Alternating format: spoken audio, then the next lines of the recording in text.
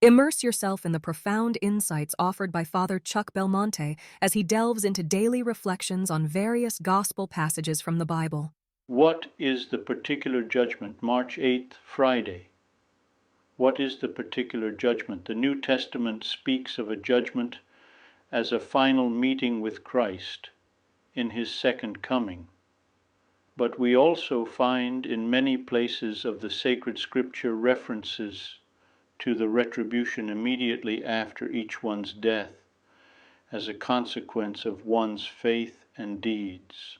Thus we find the parable of the rich man and the poor Lazarus, kept at Luke 16:22 fifth, and the promise made by Christ to the good thief from the cross, cf. at Luke 23:43, that he will immediately be with him in paradise. Other texts of the New Testament describe the last destiny of the soul, cf.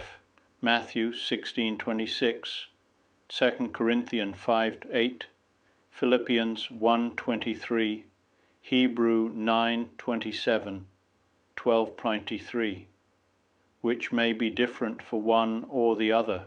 Thus we know with the certainty of faith that each man, after dying, receives in his immortal soul his eternal retribution in a particular judgment. He immediately refers his life to Christ, going either through a period of purification or directly to his definitive state in heaven or to eternal condemnation.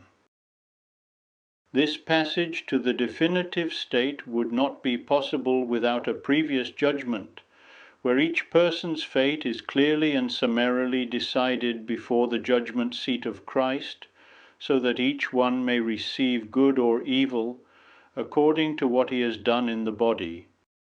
Basically, the particular judgment consists in the communication of the divine sentence to the separated soul. Due to its spiritual nature, the soul understands it through a most simple and instantaneous act of the intellect. It will be a verdict issued by God, not the result of a court litigation, and even less of a self-trial. We should not forget that pride resides in the soul, making it difficult for the separated soul to accept its own faults. The particular judgment is rather an act by which God makes the soul see with all clarity. God communicates this vision to the soul, which cannot dispute it.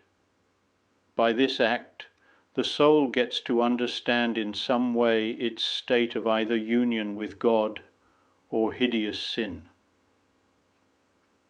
It is a light that comes from God and will lead either to the soul's union with God immediately or through purgatory, or to its definitive damnation.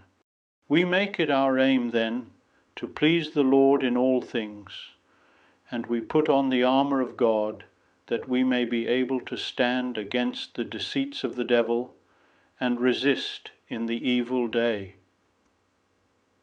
Since we know neither the day nor the hour, we should follow the advice of the Lord and watch constantly, so that, when our earthly life is completed, we may merit to enter with him into the marriage feast and be numbered among the blessed and not, like the wicked and slothful servants, be ordered to depart into the eternal fire, into the outer darkness where men will weep and gnash their teeth.